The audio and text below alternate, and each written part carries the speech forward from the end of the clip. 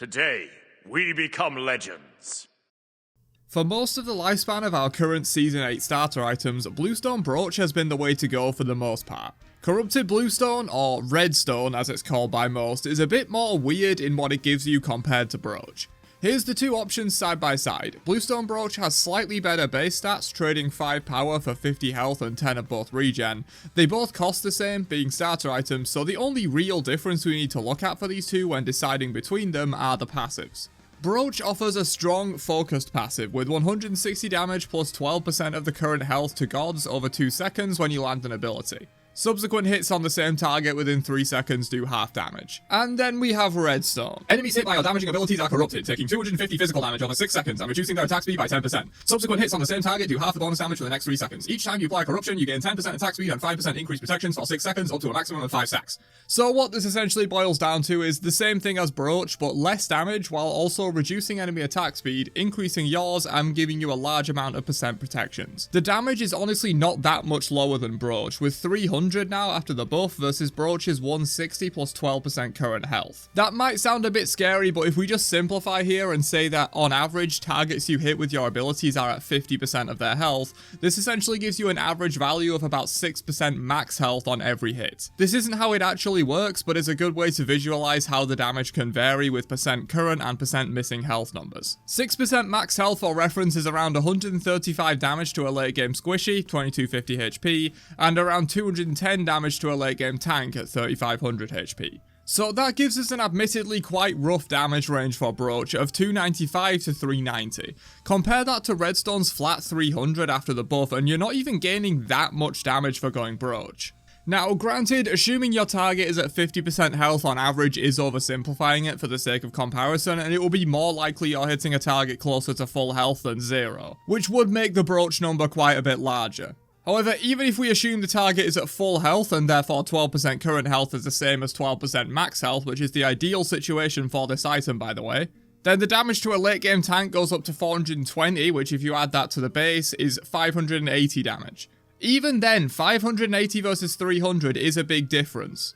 But Redstone has a ton of other benefits, so the fact that it's even in the same ballpark for damage shows this item is underrated. Redstone, on top of that damage, also offers up to 50% attack speed and a 25% protection increase of both kinds. That's more than a max rank Achilles 2 worth of increase that's active at basically all times in a fight, as this thing is extremely easy to keep at max stacks unless you're rotating and not fighting anything, since it also stacks off minions and gives multiple stacks for hitting multiple targets with the same ability.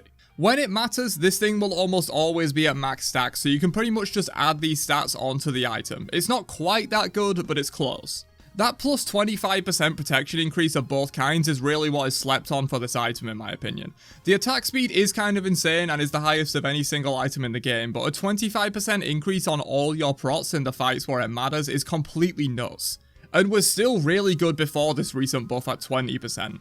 But the thing that tips this item over the edge is that Redstone's passive can overcap protections, which not many things can naturally do in the game.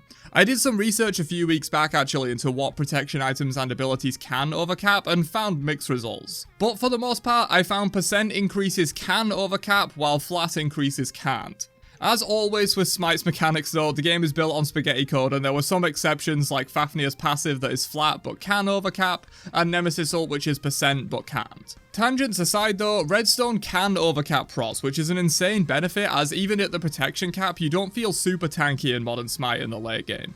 Being able to potentially go as high as 406 protections by using this effect, and yes you can stack this with Achilles 2 to get all the way up to 471, and yes you can stack both of these with Eldritch Dagger and reach 520 protections for a brief time. Go wild with that information if you wish.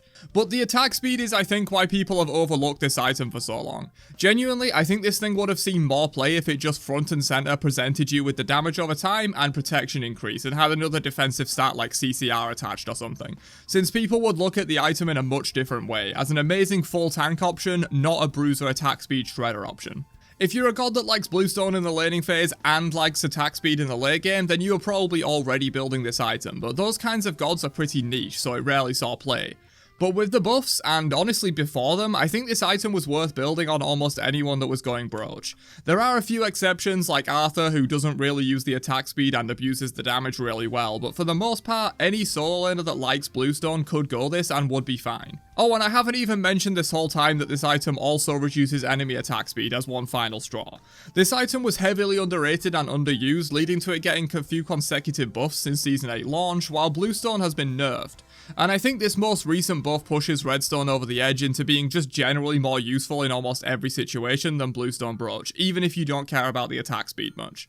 But anyway, that's all I've got for this one. Do let me know if you like this kind of format where I go deep on an item in its own dedicated video. Drop a like if you did enjoy, as that will let me know you want to see more of this style of video. But yeah, catch you guys in another one later on. Have a great day, and peace out, you nerds.